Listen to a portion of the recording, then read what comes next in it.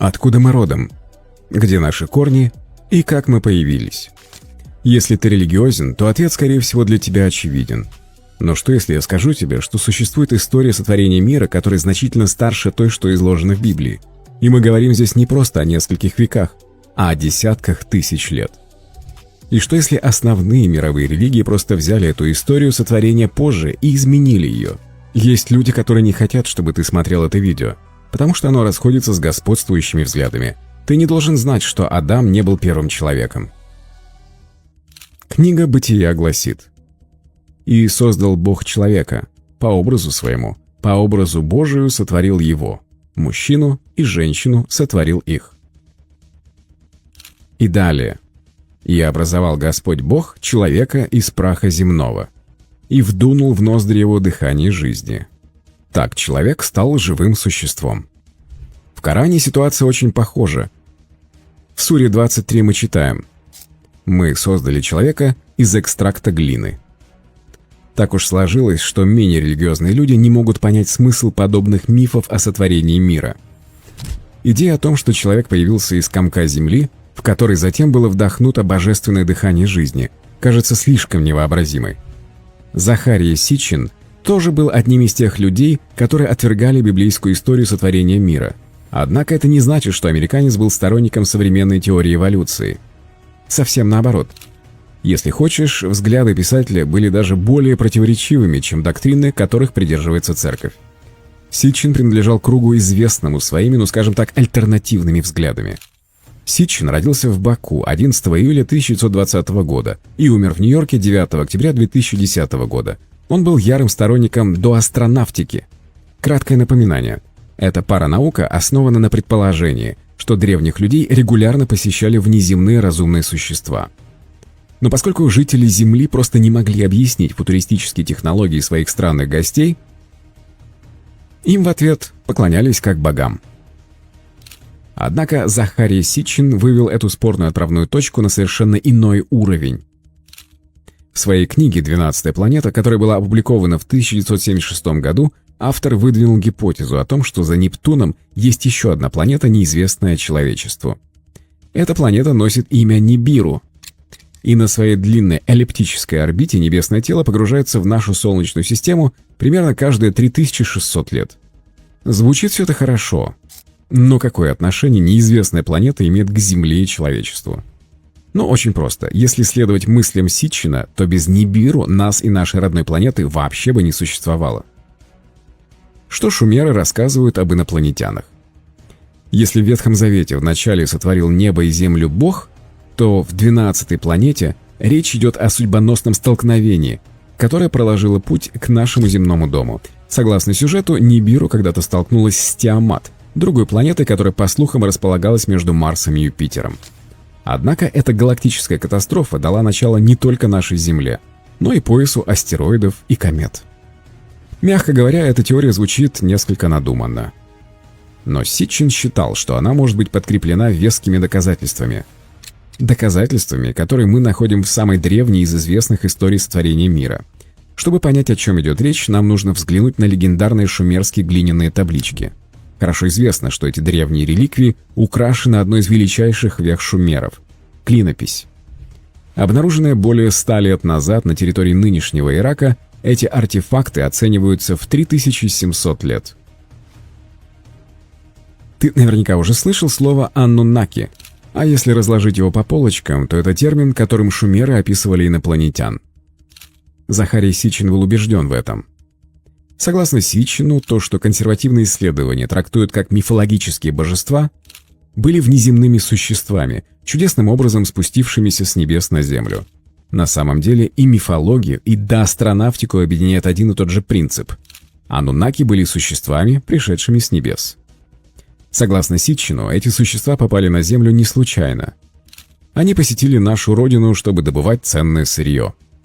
И как ты, наверное, догадываешься, истоки этих существ находились на зловещей 12-й планете Нибиру. Хотя эта планетная раса в основном была похожа на людей, они достигли такого уровня технологического развития, о котором мы сегодня даже не можем мечтать. Интересно, Ситчин утверждает, что аннунаки упоминаются и в Библии. Однако здесь они упоминаются как нефилимы.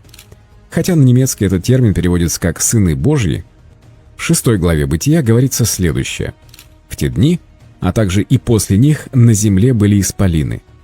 Ибо когда сыны Божии входили к дочерям человеческим, и те рожали им детей, то они становились исполинами». В 13 главе Бытия снова становится ясно, что потомки ануннаков создали хаос на земле. Земля, по которой мы проходили, пожирает своих обитателей. И все, кого мы видели в ней, были люди высокого роста. Мы также видели там великанов, сыновей Анака из расы гигантов. И в наших глазах мы были малы, как кузнечики. И такими же мы были в их глазах. Человек был создан как раб. Хотя в остальном нефилимы не упоминаются в официальной Библии, из апокрифов мы узнаем, какая судьба их в итоге постигла. В книге Еноха, например, говорится, что Бог стер гигантов с лица земли разрушительным потопом, а также уничтожил их отцов. Однако, согласно Ситчину, история этих существ была несколько иной. Если говорить подробно, то ануннаки когда-то процветали на Нибиру, когда эта планета находилась во внутренней части Солнечной системы. Затем, за 450 тысяч лет до нашей эры, инопланетяне обнаружили на Земле ценное сырье, особенно золото. Обитатели Нибиру отправили некоторых своих членов на голубую планету, чтобы заполучить эти сокровища. Ситчин объяснил, что эти предполагаемые божества на самом деле были не более чем простыми рабочими. Однако, поскольку добыча золота оказалась сложнее, чем ожидалось, и поскольку некоторые ануннаки уже взбунтовались, одному из пришельцев пришла в голову умная идея. Согласно Ситчину, Энки, шумерский бог воды и человеческой культуры, предложил создать примитивных рабочих, чтобы облегчить работу ануннаков. Однако, вопреки описанию в Священном Писании, это было сделано не путем божественного творения, а с помощью футуристической генной инженерии. Если говорить в деталях, то люди были созданы пришельцами, скрестившими внеземные гены с генами Homo erectus. В общем, смелый тезис, но, по словам Ситчина, он может быть доказан древними надписями. Однако это был далеко не единственный источник, к которому обращался скандальный автор. У традиционной науки тоже есть свои проблемы с официальной историей развития человечества. Вот отрывок из книги «12-я планета». Настоящая загадка заключается не в отсталости наших предков, а в нашей собственной прогрессивности. Людям потребовалось 2 миллиона лет, чтобы понять, что каменные инструменты работают лучше, если придать им форму и заточить. Так почему же нам не понадобилось еще 2 миллиона лет, чтобы научиться использовать другие материалы, и не понадобилось еще 10 миллионов лет, чтобы освоить математику, инженерию, астрономию? И вот мы здесь, не прошло и 50 тысяч лет после неандертальцев, а мы уже высадили людей на Луну.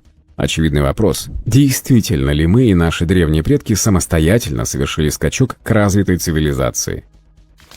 Для Ситчина загадочное появление и стремительное развитие Homo sapiens можно объяснить только одним способом. Мы не развивались в соответствии с теорией эволюции. Мы были выведены. А описанный в Библии Эдемский сад на самом деле был местом проведения внеземных генетических экспериментов. Убеждение, которое также совпало бы с некоторыми загадками нашего генетического строения. Соответственно, гипотеза о скрещении объяснила бы, почему геном человека более чем на 98% состоит из некодирующей ДНК. Где сегодня находятся инопланетяне? Однако у объяснений Ситчина есть огромная проблема. Ведь они порой поднимают больше вопросов, чем дают ответов.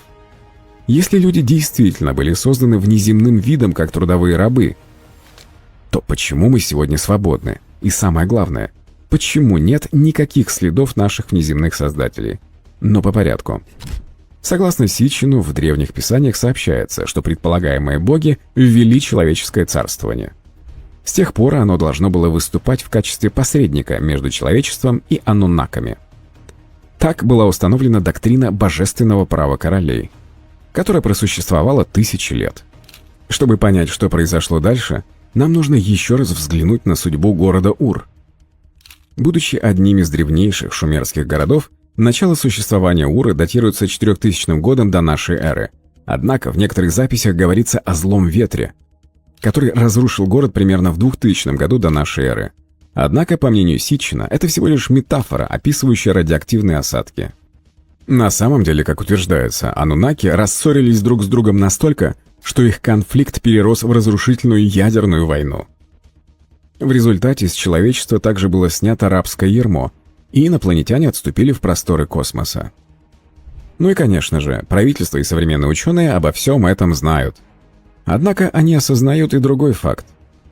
Если им удастся лишить людей знания об их происхождении, а значит и их истинной сущности, тогда они смогут манипулировать ими и всеми другими мыслимыми способами. Нажми на кнопку «Подписаться», чтобы больше никогда не пропустить ни одного интересного видео.